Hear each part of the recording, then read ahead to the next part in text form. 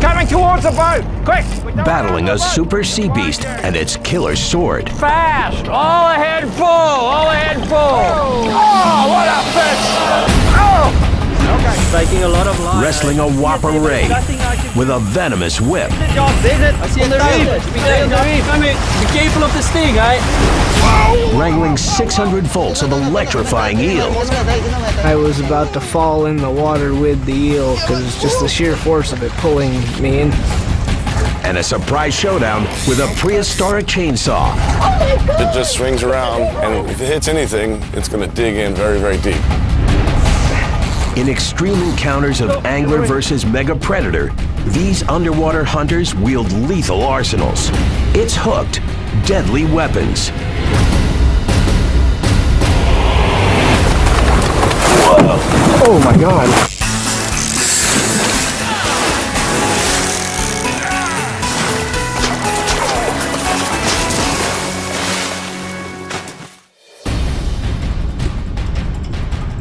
Super predators rule the depths with extreme and dangerous adaptations. Swords built to kill. Flesh-spearing venom barbs. Electric charges strong as tasers. Beyond biting teeth, these are the killer arsenals of the deep. And for some extreme fishermen, taking on these alpha hunters is the ultimate thrill. A battle of man versus armed monsters. There he is! Oh, okay. Whoa!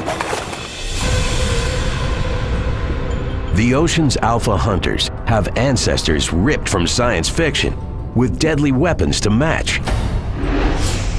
Meet the monstrously enrolled beat of the first fucking fish in history. Hey, it's me, Nick via the sea. They're some of the ocean's scariest saber-wielding predators. Swordfish. For one angler, a 50-year obsession to battle a record breaker turns into the fight of his life. Take it ahead!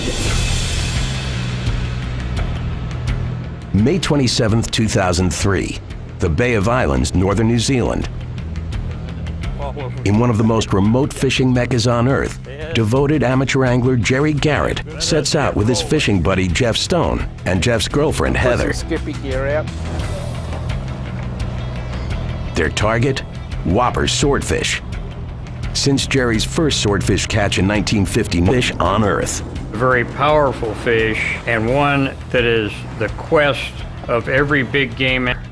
It has all the characteristics of almost impossibility. It's a cross between a marlin and a big bluefin tuna. Combine the two and then give it a dose of steroids and a 6-month course in the gym, and then put a hook in it and try to stop it. 15-million-year-old evolutionary powerhouses. Swordfish can grow nearly 15 feet long, weighing almost 3/4 of a ton. Fast as cars, they can swim up to 50 miles an hour. But their most fearsome weapon is their sword-like snout. This jagged, jutting blade is actually an extended jawbone. Stretching about 1/3 of a swordfish's body length, their lethal bills can jut as long as 5 feet. With a rounded tip, the blade's topside flattens out much like a bird's beak, creating sharp edges. Incredibly, swordfish have no teeth. To hunt, they rely entirely on their swords. Basically swimming into a group of fish, slashing it from side to side, and any of the fish may become stunned or cut or injured like that, at which point the swordfish can swim back and eat them at its leisure. And when the hunter becomes the hunted, a swordfish's bill is a powerful defensive weapon. If you're a shark trying to attack a swordfish and you're getting slashed and stabbed at, then you're going to think twice about attacking.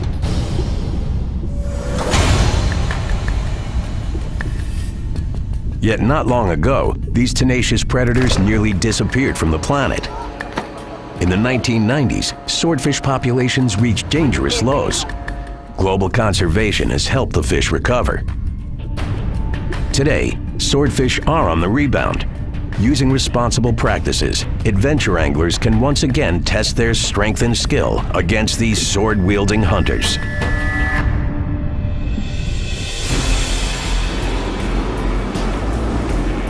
Now, in the boat, Jerry Garrett and his team head deeper into swordfish territory. Come on, you old bugger, get the thing in. They catch local skipjack for bait. You ready? Ready. To reach a swordfish lair, Jerry targets an area more than 1,500 feet below the boat. You're getting close to the stern, Jeff. Give us a yell when you get to 500, Doug. How deep is it on the gauge? 500. We've stopped. Something's happening. Okay. He feels a powerful tug. I got him hooked now. It's a bite. I lost all the weight. From the weight and pull of it, Jerry thinks it's a swordfish. Pull his drag up and make line. The angler jumps into the fighting chair. Fast! All ahead full! All ahead full! This is getting awful close to the Heather boat, works Jerry. frantically trying to get baited lines out of the way. Okay, let's get this other bait up out of the water. But the catch has other plans. Something's wrong. I don't have enough It's weight coming on towards it. the boat. Quick, we don't want it under the boat. Take it ahead. Take it ahead. I've got the other line out of the motor. Take it ahead. Wayne, come on! Jerry's plan is to tire the fish. Yet as he fights, the angler worries the fish may tire him. The fish was very strong. The difficulty of landing them after a period of time, having the stamina to stay with the fight. Stamina is only one of Jerry's worries. At any moment, the fish could slash the line with its blade. The leader is, of course, very taut at that point because of the amount of pressure that I had on the line. So it made an easy target to be sawed through. Keep going, Jerry. Keep going. Keep going. As the fisherman fights to stay hooked, he has no idea how big his catch is. Jerry and his team manage to keep the taut fishing line intact. Okay, we got the double. Yeah, he's giving it up. He's just floating there. He's just sitting there. But now, deep into hour 13, Jerry's struggling to stay alert.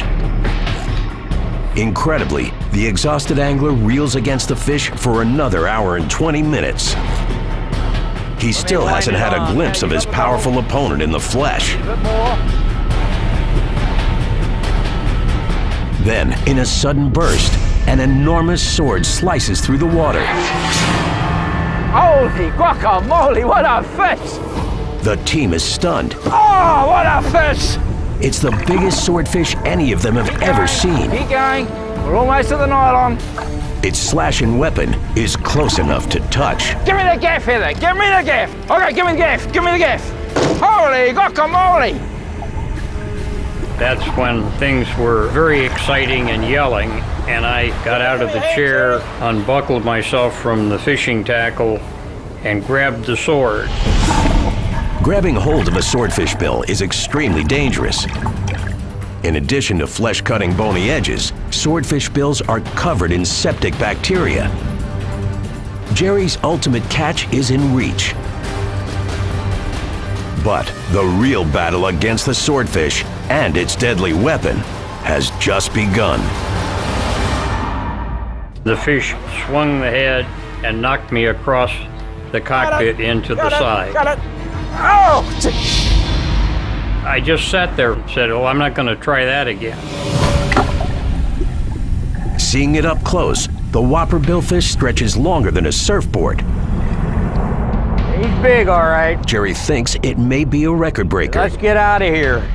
but it's too large and dangerous to pull on board. Yep. Clean it off. The team decides to tow it to the nearest harbor.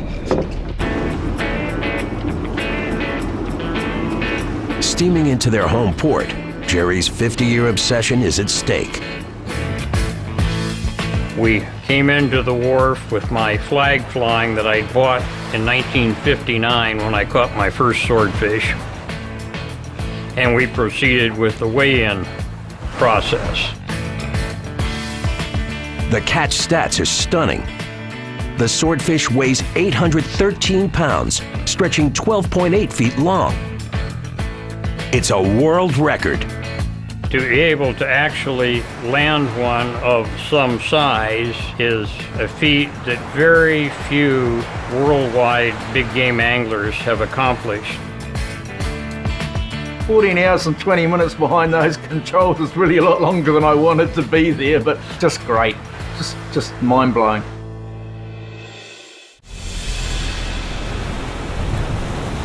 One of the deadliest underwater weapons is literally shocking: electricity. Many fish can detect electric fields, but only a few can generate a powerful field of their own. And one is an apex predator. Tough to find and even tougher to catch, its lethal weapon is measured in voltage: the electric eel. For one daring angler, wrangling this electrifying beast is the ultimate Amazon adventure.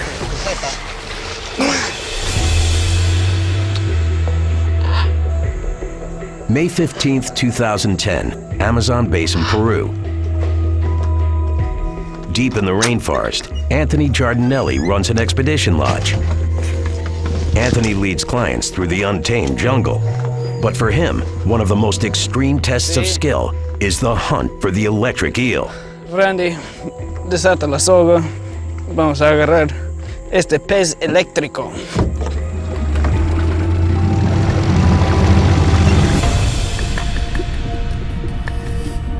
Able to grow more than 6 feet long, weighing over 40 pounds, surprisingly, electric eels aren't actually eels. They're part of the knifefish group, species named for their sleek blade-like bodies. Yet in the jungle, these elusive, electrifying predators are more often mistaken for killer snakes. If you're not looking really good, if you're not really close and you see it, you could easily confuse it for something like an anaconda. But unlike anacondas, the electric eel kills with a shocking weapon. The prey of the electric eel is zapped by the electricity, at which point the muscles and nerves all start firing and go into a contraction, which basically paralyzes the fish. Electric eels electrify themselves, literally turning their bodies on and off. Inside the eel, flat disc-like cells called electrocytes carry electrical charges. To activate them, all it takes is the right conductor: salt. By controlling the levels of salt coursing through their muscles, electric eels work like living batteries. The bigger the beast, the more lethal the charge. The largest specimens can generate as much as 650 volts.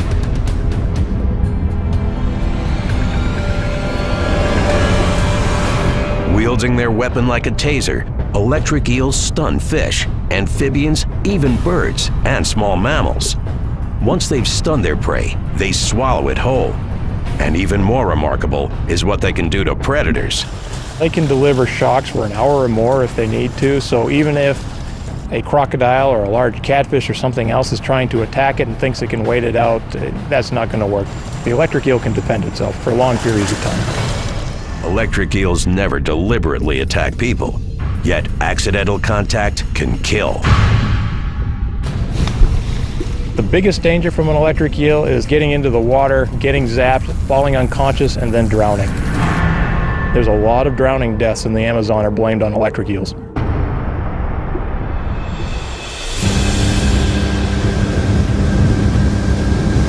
For Anthony and his co-worker Randy Kawachi, the thrill of the catch outweighs any danger. The men head towards a nearby tributary, a known electric eel habitat. Electric eels are notoriously difficult to detect. These ambush predators instinctively hide under river vegetation. Aquí está buenas, aquí está buen. Acá va.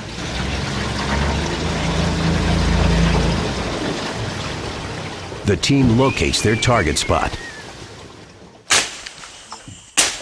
But to position themselves, they have to hack their way with a machete.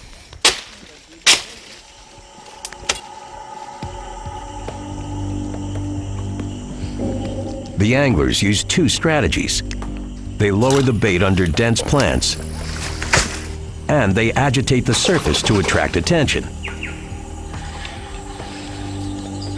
But hours go by with no bite.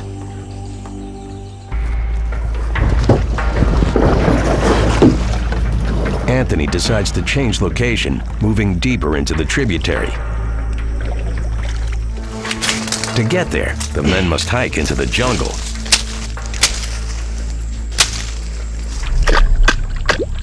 At a secluded stream, Anthony and Randy bait and tickle the surface with their fishing poles. Randy, no hay nada por ahí. Nada todavía. In a sudden rush, a fish bursts out of the leaves and grabs onto Anthony's hook. Gigante, peje eléctrico. It's a giant electric eel. Tiene 2 metros, Randy. Randy, venga. Que no se mete. Come on. The electric eel has an extraordinary fighting strategy. The other fish swim away with the hook in their mouth going away from you. This was corkscrewing away with his head here pulling out, and it was just very strong. Many fish can undulate their bodies, but this Amazon giant can actually contort itself like a rope. When it found some trees that were still in the water, it would wrap around the trees and use that as leverage to keep pulling away. It felt literally like you're tugging with another rope. With so much dense vegetation, the line could easily sever or tangle. Anthony has to reel in the catch as fast as possible. Swimming fast, the eel changes direction. Anthony struggles to keep the writhing fish hooked and follow it on the muddy ground. To ward off an electric charge, the angler wears protective rubber waders. But in the slippery mud, he must be careful. He's only 5 feet from the agitated eel. As the fight continues, if Anthony falls, he could get zapped by 600 volts. Just the sheer force of it pulling me into the small channel. I was about to fall in with the eel. Struggling against the fish's corkscrew pull, the fisherman manages to secure better leverage on drier land. Anthony uses all of his energy to reel the beast up and out of the water.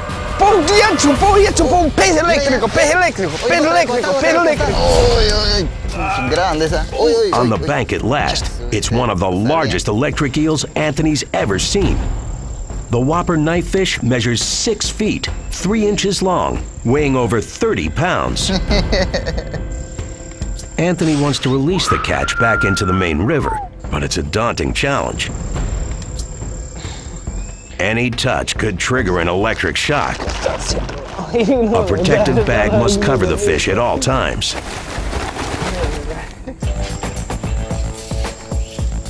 As a further precaution, the men hang the eel from a stick.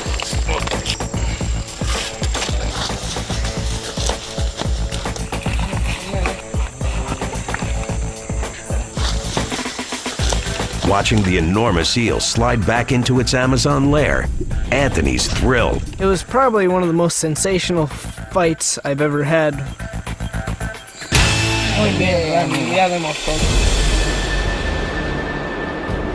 In a fearful legacy of armed fish, one of the most ancient is a 300-million-year-old shark, the Stethocyanthus. This spiked fin may have been a terrifying ramming and thrashing device. Today, another fearsome shark is the ocean's ultimate kickboxer, the thresher. Its deadly weapon? Blunt trauma. Come on, Steve. But one tournament team is determined to battle a thresher shark in the flesh in an extreme showdown of man versus sea beast.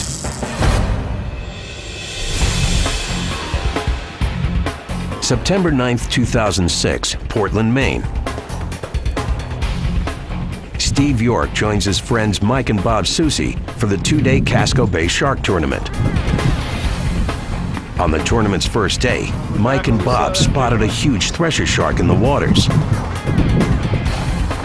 Now, with less than a day remaining in the competition, they're back out on a mission. So it's pretty cool to, actually quite amazing to target a shark and then go out and actually find. It was pretty amazing because the thresher sharks are very rare up here.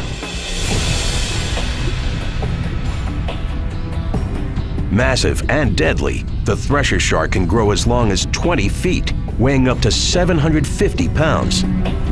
But the thresher's most remarkable feature is a tail as long as its entire body. A thresher shark looks like a typical shark that someone came and pinched the tail and then pulled it out. A thresher shark's tail is powered by muscle and flexible cartilage. Against both predator and prey, it's an assault weapon as strong as a club. They can crack the tail and try to stun or kill the prey, at which point they can come back and eat the prey with ease.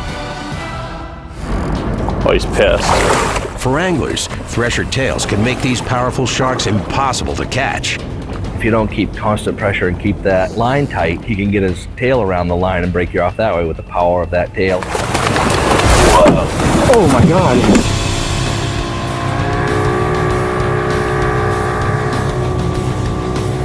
The Casco Shark Tournament team is determined.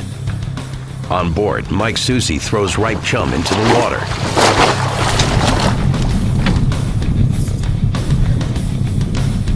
Then there's a tug. Come on, Steve, let's go. Let's get the lines in. Come on, let's go. The team's smallest fishing rod springs to life. All right, come on, let's go, let's go, let's go. Get the belt Steve, on, you're up. Steve. Get the belt on. Get the belt on. Steve grabs the rod on his fight belt. Immediately, the angler fears he's in trouble. The gear is no match for the beast. Good job. I was not prepared for how much line they took and how powerful. Using the rod that we had for that shark was kind of small for shark fishing, definitely for a shark that size. Steve can only guess what kind of shark he's hooked. Blue sharks are the most common off the Maine coast. Yet the catch isn't behaving like a typical deep diving blue. It takes off in a straight run. Reel, Steve, reel, reel. Then, 300 yards from the boat, a sudden splash reveals just how big the beast is. Look at that fish. The water twice. With less than 9 hours left in the tournament, the team thinks they may have hooked the winning shark. But now, the Titanic thresher is headed directly towards them. Coming right at the boat, Bobby. Let me back down. The shark came right at the boat, started to go down a little bit, and then slammed the side of the boat with his tail, and just a loud whack, and it went under the boat. And I'll never forget Mikey's expression. That was a close one. I think we need a bigger boat.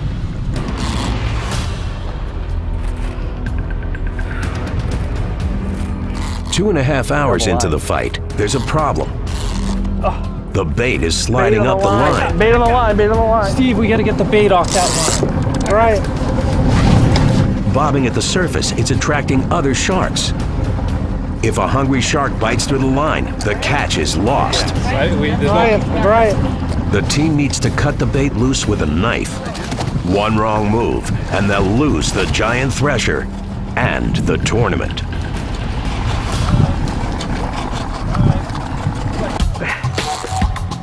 With only 5.5 hours left in Maine's Casco Shark Tournament, Steve York and his two-member team have a giant thresher hooked. It could win the contest.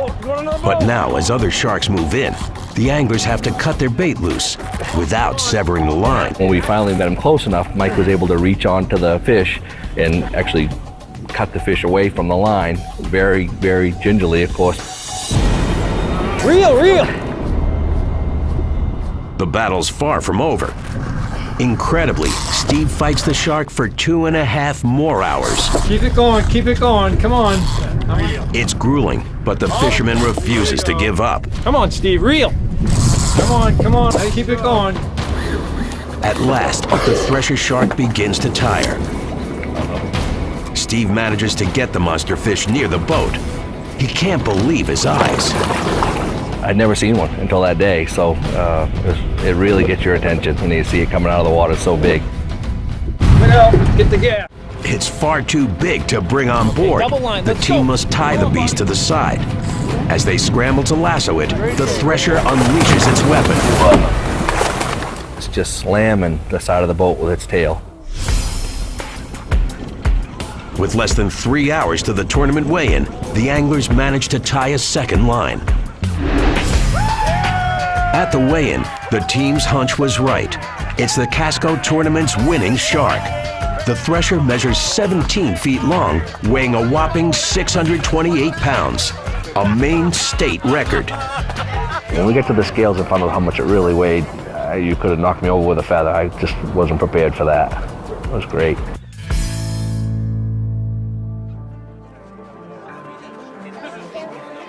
A biologist on site takes measurements and collects organ samples, gathering valuable data to help fisheries study thresher populations. Heavily regulated tournament catches are few and far between. The real threat to sharks worldwide is a practice known as finning. You catch a shark, you cut off the fins, the shark may be dead or alive, it doesn't always matter. And then you keep the fins, and they command a very high price in certain markets for shark fin soup. The rest of the shark is usually not very valuable, relatively speaking, and is usually just dumped right back overboard as garbage. Efforts to stop finning are helping preserve the thresher and other shark species, protecting some of the planet's most amazing weapon-wielding predators.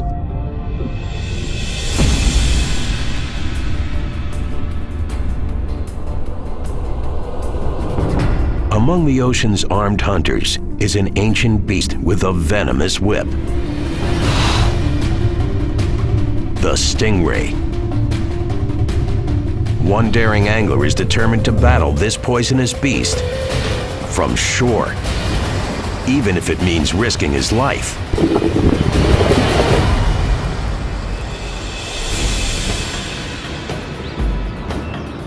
September 6, 2009, Mossel Bay, South Africa. Jacques Duploy and his friend Peter Nortje are devoted rock and surf fishermen. The treacherous technique involves hooking a catch from shore and wrestling it in the rocky surf. For Jacques and Peter, the ultimate conquest is a giant stingray. If you compare the stingray and its flattish body with, for instance, a shark with its more streamlined body, I say that the stingray might not be as fast, but it's got the power and the torque to make up for it.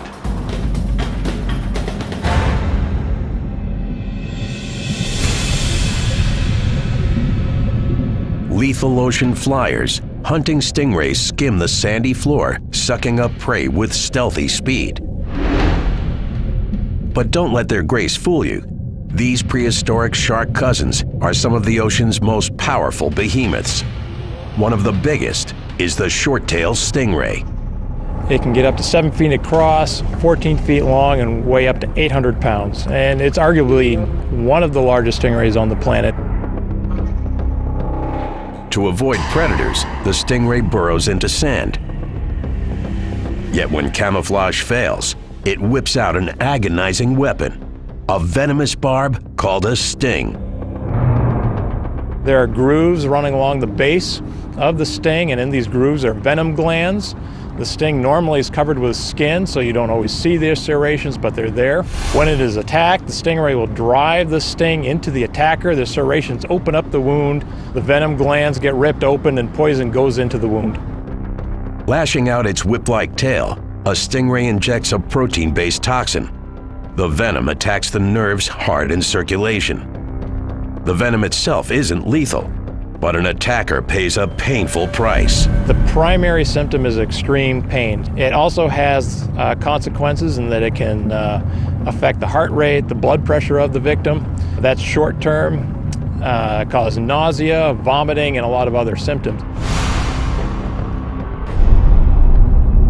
To humans, the stingray's most dangerous weapon is the barb itself. The pointed tip can rip through organs and arteries, causing instant death.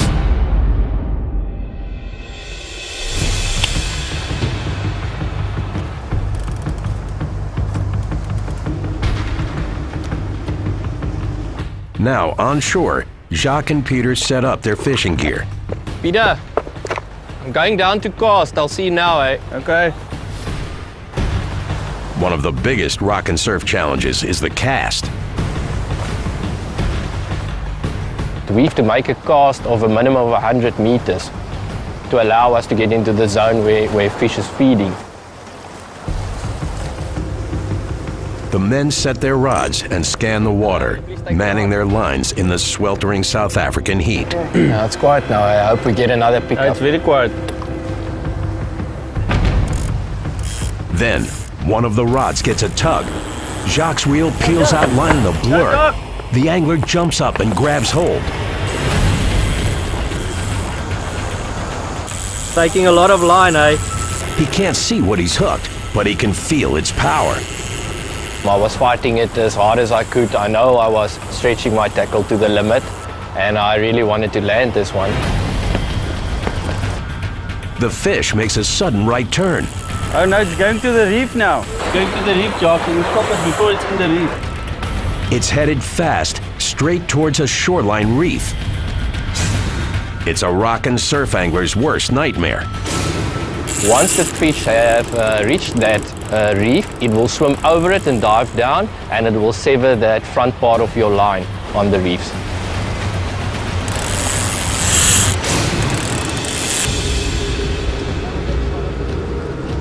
Jacques stops the spooling line at 650 feet. He hopes a tight leash will keep the fish from swimming over the reef. But Jacques miscalculates. Jacques, there's it. Where is it? Where? I see a tail. I see it there, but it's nothing I can do. It's a huge tail. I can see it. I can see it's on the reef. It's already on the reef.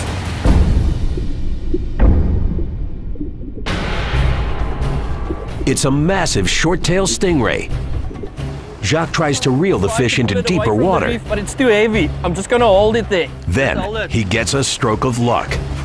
3 or 4 waves came through, and that force of the waves pushed the fish off the reef, and it was on our side of the reef again. The angler keeps tension on the line, fighting pain in his arms.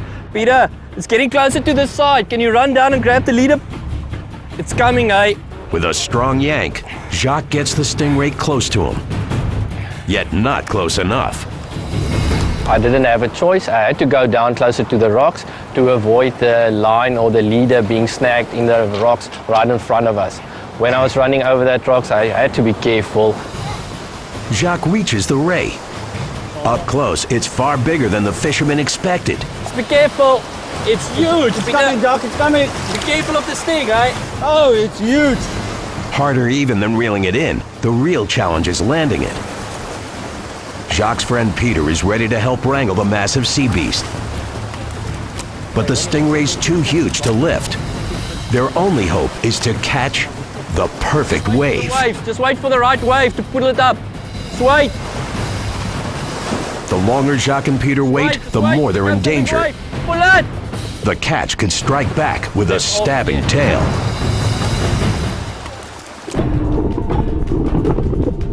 With a giant short-tailed stingray corralled in a South African reef, Jacques Deploy and his friend Peter Norja try once again to wrestle the fish ashore.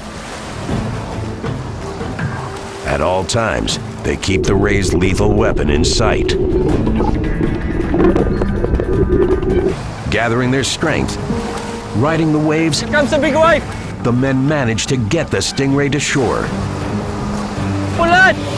Wow, it's huge, eh? That's a beautiful fish, huh? Your first one. It's my first one. At first we were in awe. We look at this fish because we didn't realize it was this big while fighting it. We knew it was a big fish, but we haven't seen one like this before, of this size. Jacques wants to release the fish safely. He knows time is critical. The men take fast measurements. The giant ray stretches over 6.5 feet. 0.1 meter. To calculate weight, the anglers submit measurements via text message to a fish database. Minutes later, the results are astonishing. Look. Yes, nice fish, Jacques. Well done. Well done. The ray weighs 575.4 pounds. It's the largest stingray ever caught in South Africa. Working quickly, Jacques and Peter use the waves to nudge the mammoth beast back into the Indian Ocean.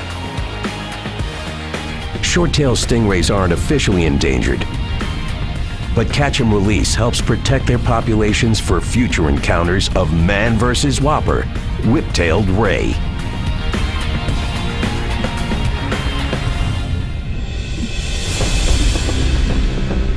Among weapon-wielding sea beasts, one extinct species looked truly petrifying.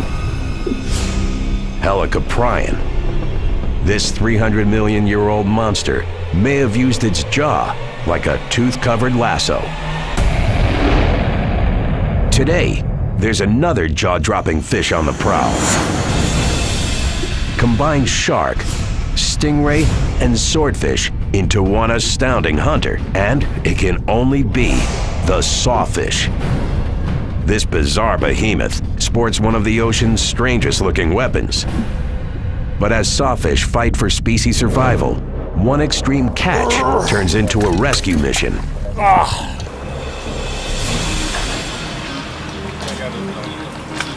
May 26, 2009, Fort Myers, Florida. Eddie Alsop, his wife Jessica, and friend Matt McCarran are fanatic amateur anglers.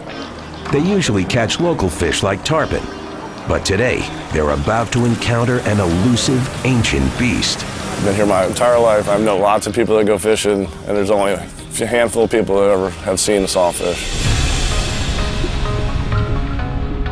Meet a mega predator that dates back 50 million years.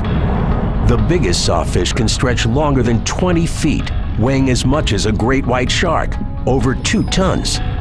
A bizarre blend of different species, sawfish are some of the most unique hunters on the planet. Technically, they're actually rays, like stingrays, but they look more like sharks or a flattened shark, except that the snout has been drawn out into a saw shape with teeth running up and down the side. Basically, it looks like a giant shark with a chainsaw attached to it.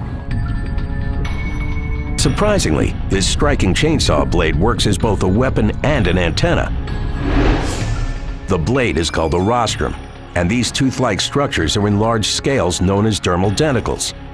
The entire rostrum is actually covered with dermal denticles and sensors called electroreceptors.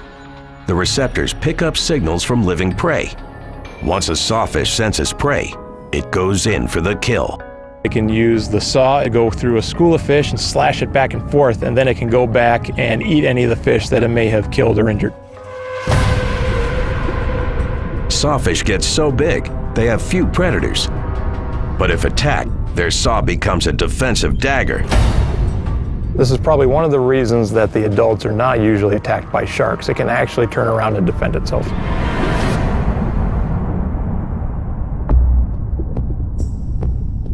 Yet these prehistoric survivors are highly threatened. Listed as critically endangered, in the last century, it's estimated the world's sawfish population has declined 95%. The greatest danger to sawfish are actually fishing nets. Because of all the teeth, they accidentally swim into the net, get all tangled up, and it is incredibly difficult to get them out because they're big, powerful fish thrashing around. And usually the sawfish doesn't survive the encounter, at least historically, because it was just easier and safer for the fishermen to kill the sawfish. In the US and Australia, it's illegal to catch or kill sawfish. To help populations rebound, biologists are in a race to understand sawfish behavior and migration. Fishermen are instructed to report any sawfish encounters and to cut the line free immediately, safely releasing these endangered predators at all costs. But as these Florida fishing buddies head out on the ocean, no one's expecting a sawfish encounter. Jessica and Matt have landed a few tarpon, and now a large hammerhead shark is circling. Wow, look at that! Look at that hammerhead! Oh my God, it's huge! Huge! Awesome. Fish on! Hey, fish on! Grab it! You're up, buddy! Eddie gets a bite. Hopefully it's that big hammerhead. Yeah, it's a big fish. He just went by. Oh my gosh! Yep, I'm gonna need a belt. He assumes it's the hammerhead, but as he straps on his fighting belt, he's shocked at what he feels. We're gonna catch a big shark! Compared to other fish, it was very strong. It was like fighting a Mack truck. The fish is so forceful, it's stripping line faster than Eddie can stop it.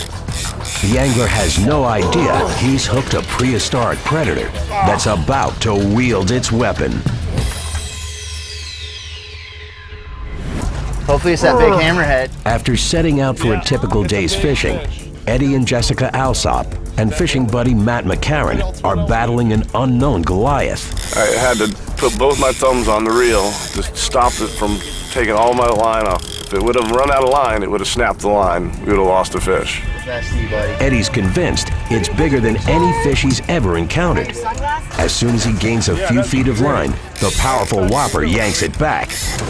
He's burning me again. Feels like a big old fish.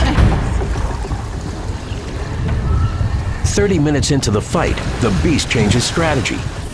It starts circling, getting closer to the boat. Hey, he's coming around the boat. Here he comes. Coming back around the boat. Don't get hooked up on that motor. Walk to the back. Walk to the back. Good job, babe. Good job. The angler races across decks, trying to keep the fish free from the anchor line and the motor. Here he goes. He's going back to the front now. Then, something strange happens. It went down and laid on the bottom, and I really had a hard time getting him to move off the bottom. He was like stuck like a big rock. Eddie's baffled. What he thought was a hammerhead is now acting like a stingray. No, the thing's just locked on the bottom right now. I can't get him to move. Bring him up. Eddie's anxious to see what he's hooked. With a massive heave, he reels the catch to the surface. I've almost got him. He's coming up. Oh, we're gonna bring this thing up soon. Get the out. Oh my God! It's a big one! It's one of the most fearsome weapons the anglers had ever seen. This giant saw lifted out of the water, and it was huge. It was a monster. It was like a dinosaur pulling a dinosaur out of the water. And if it just swings around, and if it hits anything, it's gonna dig in very, very deep. Holy! Oh my God! We need to get this line. They've hooked a Goliath sawfish. This is the coolest thing ever. It's a massive one, too. Comparing the catch to the boat, the team estimates the prehistoric beast stretches roughly 15 feet. Its serrated saw blade alone jutting 4 feet. Holy! The saw itself is very impressive, and it's very dangerous. It's just like a shark's tooth sticking out sideways. Oh my gosh! Wow. He is amazing! Oh my God.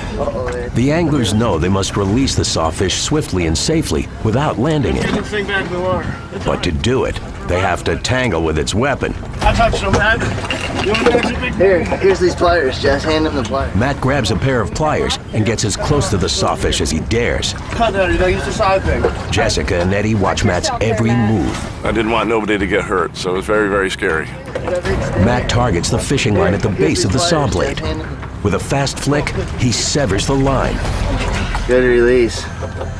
This guy's gonna go live another 100 years. Oh my God! I don't even know. The sawfish swims free. Oh my God! Holy cow! Oh my God! The coolest thing about catching a sawfish is to let it go and watch it swim away. That is the coolest thing. For the three anglers, battling the prehistoric predator was unforgettable. Few people on Earth have ever seen a sawfish or its phenomenal weapon in the wild.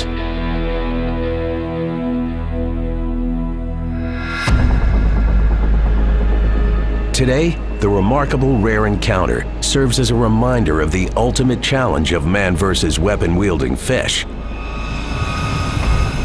Human development, climate change, overfishing, and pollution threaten these amazingly adapted alpha hunters. So the key to saving these remarkably designed fish is doing research to figure out what the problems are, what's impacting them, driving their numbers down, and then saving their habitat so they have a place to live, and then trying to put into place some type of regulations to curb overfishing so that we're not overharvesting them. Only through continued research, habitat conservation, and sustainable fishing can we save some of evolution's most incredible killer adaptations and the water's most amazing predators. It's Hooked: Deadly Weapons.